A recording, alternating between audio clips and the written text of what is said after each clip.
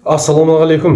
Қазақ ойын көркем етіп жеткізу үшін, әсем етіп жеткізу үшін небір нақыл сөздерді, мақал мәтелдерді қолданатын болған. Сондай сөздерді қолдану арқылы керемет тілек айтып берейін сіздерге. Қазақта бағалай білмегенге бақ қонбайды, қадірлей білмегенге құт қонбайды дейді. Бағалау ер азаматқа байланысты.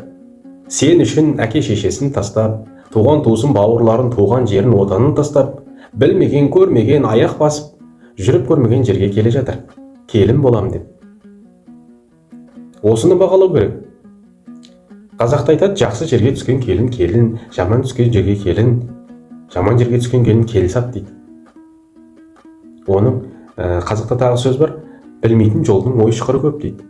Ол білмейтін жолға түскен келін ой шұқырын білмейтін. Соның ойын шұқырын көрсетіп, мына жер тегіс, мына жер жайпақ, мына жер сай, мына жер дөң дегендей көрсетіп, соның білмейтінін кішкентай білмей тұра істеуге талпынып жатқандығын бағалап, маңдайынан сүйіп, басынан сипап, еркелетіп, қызым деп жақын тартатын болсаңыздар, келіндеріңіз қыздарыңыздай болады. Соны бағалай білсеңіздер.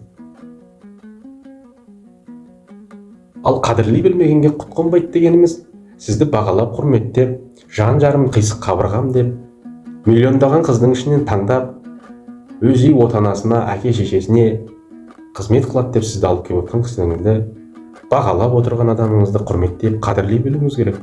Сол кезде құт қонады. Бір-бірлеріңізді бағаласаңыздар, бір-бірлеріңізді қадірлесеңіздер, бақ та құт та сіздерді айналып кете алмайды.